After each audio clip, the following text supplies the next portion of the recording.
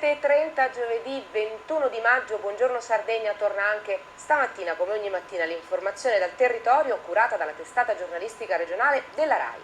E noi oggi usciremo da questo studio per andare con le nostre telecamere, la nostra inviata in diretta su Pallosu per parlare di gatti, di questa colonia secolare diventata oasi felina proprio recentemente, ma anche per parlare di storia, di turismo, di natura e di sport, tutto con ospiti e servizi filmati. Naturalmente ci sarà spazio anche per le ultime notizie, molta cronaca nei nostri telegiornali, ma parleremo anche della Dinamo che si riporta in parità con Trento nella sfida per i playoff 1-1 e ancora la nostra rassegna stampa, le informazioni sulla viabilità e sul traffico e naturalmente la penisola del Sinis.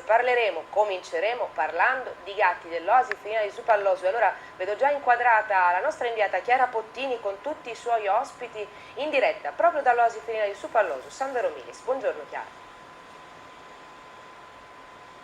Buongiorno a tutti i miei ospiti, compreso il gatto, cioè il protagonista di quest'oasi felina che pensate esiste dagli anni 20, quindi da quasi 100 anni, un'oasi che viene visitata ogni anno da 3.000 turisti provenienti da ogni parte del mondo, persino dal Giappone. L'anno scorso l'oasi felina di Supallosu è stata nominata anche luogo del cuore del FAI più votato in Sardegna con oltre 6.600 voti. La storia di questi gatti appunto ha suscitato l'attenzione persino dell'ex presidente della Repubblica Giorgio Napolitano, che in dicembre aveva firmato un decreto per avallarne proprio l'esistenza, cancellando di fatto una delibera del comune di San Vero Milis che voleva la cattura e lo spostamento di questi gattini per motivi igienico-sanitari. Abbiamo qui il gestore dell'oasi felina di Supallosu, Andrea Azzori. Allora, quando risalgono l'origine di questi gatti?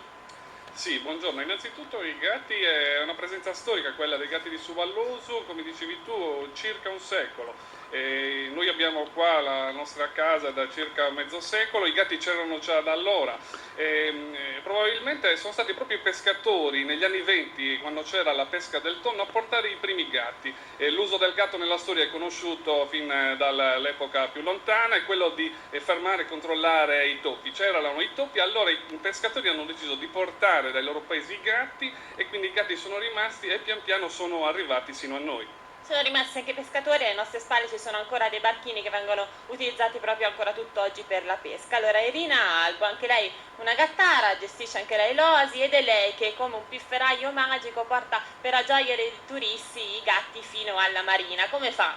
Come faccio? Per loro sono una specie di mamma gatta, quindi mi seguono dappertutto e anche in spiaggia ovviamente. Ecco, li attrae con il cibo però ovviamente. Con il cibo no, basta che mi sposto e loro sono curiosi, quindi mi seguono. Allora, continuiamo a parlare di natura e pesca, però ci spostiamo a Cabras, dove sopravvivono come dei monumenti le antiche capanne che venivano usate, capanne da lavoro dai pescatori. Ci accompagna in questo giro la professoressa di archeologia Carla Del Vais. Prego la regia di mandare il contributo. Con noi Gilberto Linzas, che oltre ad essere vicepresidente dell'associazione Amici di Supallosu è anche proprietario di una capanna proprio come quella che avete visto di Cabras. Anche qui esistevano delle capanne per i pescatori? Sì, anche in questa spiaggia erano presenti le capanne di Falasco come a San Giovanni e sono rimaste in piedi fino agli anni 80, erano diverse centinaia e le ultime sono state demolite intorno al 2000, le ultime che erano state lasciate in piedi perché dovevano servire per rappresentare quello che era la tradizione delle capanne qui nel Sinis. C'è anche un pezzo di storia qui a Supallosu, no? Com'era la vita a quei tempi? Ma era fantastica la vita in quei tempi perché ci si ricreava un clima conviviale tra tutti gli abitanti dei paesi circostanti, soprattutto da Riola, da Oristano, ma anche da altri paesi, Ghilarza, Basanta, anche dal Cagliaritano, quindi era una vita molto piacevole. C'erano i pescatori, tra l'altro tutte le mattine rientravano i pescatori, si andava lì a prendere il pesce dai pescatori e una vita veramente fantastica. Poi furono demolite perché in area demaniale, poi qui in questa spiaggia l'erosione ha portato via gran parte della spiaggia e quindi oggi vediamo soltanto i residui di quelle che erano le capanne perché non c'è stata una vera e propria bonifica della zona. Si ricorda la presenza dei gatti?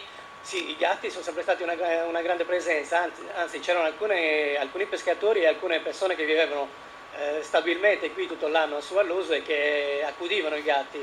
Ecco, Andrea Azzori, ora ci pensa lei ad accudirli, ci sono alcune associazioni come per esempio la Lipu che però accusa, tra virgolette, i gatti comunque per la loro natura predatoria di mettere in pericolo l'avifauna locale, le specie protette di uccelli. Questo aspetto è stato uno dei principali della nostra attività. L'attività di sterilizzazione dei felini ne permette di controllarne il numero, ma anche la somministrazione di doppi pasti abbondanti ne riduce l'attività predatoria. Quindi assieme agli amici anche della Lipo di Oristano noi svolgiamo la nostra attività di gattari attraverso una gestione attiva della comunità felina. La tutela dei gatti è imprescindibile ed è necessaria almeno quanto alla tutela degli uccelli, quindi facciamo un doppio lavoro. Grazie, lì nello studio, a dopo. Grazie a Chiara Pottina e ai suoi ospiti. Chiara, la primissima in Europa dove saranno cippati tutti i gatti, vero? Non è così?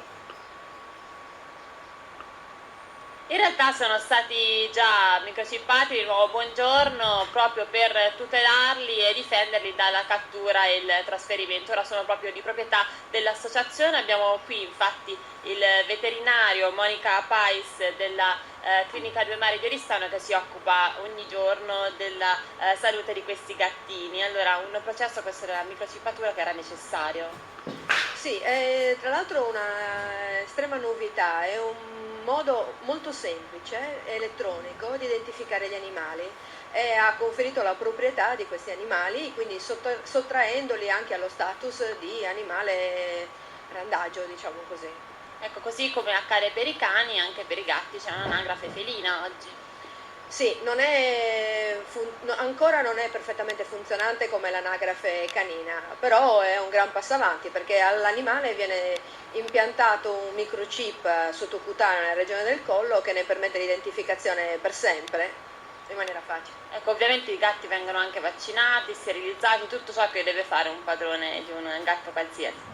Cioè, un padrone di un gatto qualsiasi deve principalmente amarlo, quindi conseguentemente i vaccini e le cure veterinarie sono un modo d'amarlo, facile insomma, sterilizzarli perché la sterilizzazione permette un allungamento della vita di tutte le gatte e di tutti i gatti, perché la sterilizzazione influisce sul modo di vivere dell'animale. Un animale sterilizzato va meno in giro, quindi è meno esposto a rischi, oltre di contrarre malattie infettive, i vaccini, eccetera, eccetera. Si pensa però anche alla tutela non solo dei gatti ma anche della fauna e della flora locale, soprattutto marina. Abbiamo con noi Gianni Usai della cooperativa Pescatori su Palloso. Voi state portando avanti dei progetti proprio per il ripopolamento del polpo e dell'aragosta. Sì, è il caso di dire stavamo, perché purtroppo tutta una serie di progetti, sia quello sull'aragosta sia quello sui polpi, stanno andando a finire. La causa è che non c'è una sensibilità politica su queste tematiche, forse anche determinata dal fatto che i politici non... Comunque diciamo cercate di sensibilizzare i pescatori per non soltanto depauperare il mare ma anche diciamo ripopolarlo appunto. Sì, certo. Però appunto questi progetti devono essere propedeutici a far sì che i pescatori sfruttassero il mare in maniera più intelligente, più lungimirante, quindi anche un'opera di educazione. Se i progetti finiscono, perché la nostra ambizione era che a partire da Suvalloso poi si propagassero diciamo un po' in tutte le marinerie, però senza soldi queste cose non si fanno. Quindi la sollecitazione è che la classe... sensibilizzare un po' anche sotto questo punto di vista. Allora, ma la costa occidentale della Sardegna è anche tanta natura. Grazie alle peculiarità ambientali, geografiche e naturalistiche, questa zona del Sinis della Sardegna offre una molteplicità di attività sportive e naturalistiche legate molto al mare e al vento. Infatti ci troviamo in uno dei posti del Mediterraneo che ha le condizioni più belle per la pratica del surf. Anche oggi e ieri non a caso c'è un maestrale pazzesco. Esatto, infatti c'è una grossa comunità che si sposta, viene da tutta Italia, soprattutto anche in occasioni delle mareggiate, quindi una grossa risorsa per la pratica di attività a impatto zero, perché comunque si sfruttano e si utilizzano gli elementi naturali come il vento e le onde. Ecco, ci sono anche molti percorsi naturalistici, vero, interessanti. Noi per esempio ieri abbiamo fatto una passeggiata nell'oasi di Seu.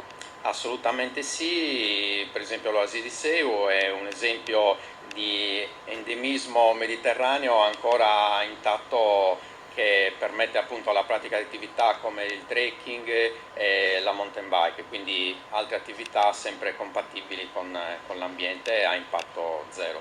Inoltre voi organizzate delle gite anche nell'isola di Mal di Ventre? Certo, l'isola di Mal di Ventre è inserita all'interno del parco dell'area marina protetta, del SINIS Isola di Mal di Ventre, e rappresenta l'estremo lembo occidentale di questa zona protetta ed è uno dei posti più belli assolutamente da visitare, che consigliamo. Bene, allora non resta che venire a Su Pallosu, per ora è tutto, linea allo studio.